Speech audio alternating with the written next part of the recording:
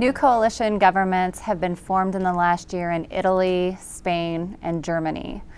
Does that alter our outlook for Europe? Well, I don't think it alters our outlook. In fact, I think it just reinforces our outlook for Europe, because what you'd seen in Italy, what you'd seen in Spain, and to a lesser extent in Germany, I mean, there was huge fears of big populist movement there, much like the fears that you saw in the spring of 2017 tied to the French elections. You might recall in 2017, there was fears that Marine Le Pen would come into office, she would win, and whether or not she would pull France out of the euro, European assets would tank, and so on and so forth. I mean, that came to pass. Europe did perfectly fine last year. Those similar fears persisted for some time here relative to Italy and Spain, and again, to a lesser extent, Germany.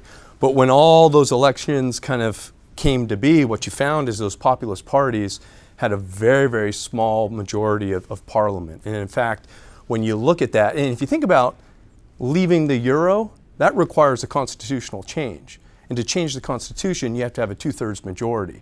They're nowhere near, those populist parties are nowhere near having that 2/3 majority. And so what you have is a continued state of political gridlock. So as you think about the outcome of those elections, it further bolsters our view that from a political perspective, as it relates to Europe, that should bode well. But let me add a little there. You know, I'm in Europe every other month. I spend a lot of time focusing on Europe.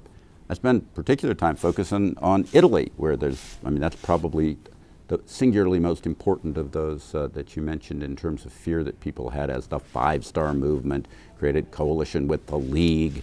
The fact is, since World War II, Italy's had a new government about every 18 months. This new government started off with a lot of rabble talk and rousing talk, and since then, now that they're in power, has toned down hugely, which is what you expect. Rhetoric moves big for elections and then typically tones down. Not that much happens.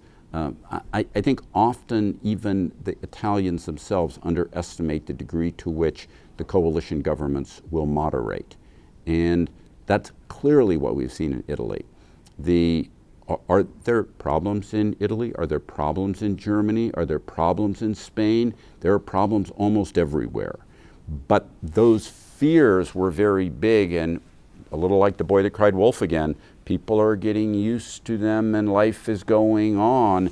And all throughout Europe, these things aren't as problematic as people once thought they might be, thinking they might be in crisis. This is a good environment. It's a nicer environment because the fears are front-end loaded. You know, Europe, probably more than any other region of the world, has had this sort of political, macroeconomic weight, at least sentiment weight over it for quite a long time. And it's kind of been this persistent concern about one thing or another in Europe, whether it's the viability of the Eurozone, whether it's the banking system, whether it's the ECB. Yet all the while, what's been going on in Europe economically and otherwise has been very good. The economy there has been growing very steadily for years now. Leading economic indexes in Europe are as strong as anywhere in the world. Banks there are very well capitalized. Bank loan growth is as strong, if not stronger, than it is in the US. And all of this has been so hugely underappreciated because you've got all these headlines about one country or another maybe wanting to leave the Eurozone, but in reality, that's just been a distraction from the very solid fundamentals of Europe. So when we think about our positioning towards Europe and portfolios today, where we are quite optimistic, we think there's a lot of catch-up to be done there just from a sentiment standpoint, where these very positive fundamentals have been underappreciated by investors. They've been distracted by the political environment there and the headlines that go along with that. But in a similar fashion to how investors get over trade concerns and these kind of cud-chewing type issues, these false fears, we see a lot of potential for that in Europe today. And so the fundamentals of Europe, economically and otherwise, are very sound. And once some of those recent headlines diminish in importance in investors' minds, we think that's going to be very positive for European equities.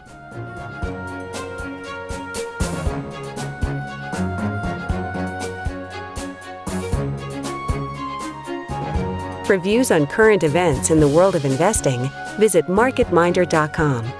Updated daily, it offers on-demand access to Fisher Investments' most current thoughts on capital markets and the global economy, as well as our sometimes irreverent commentary. We hope you will enjoy it.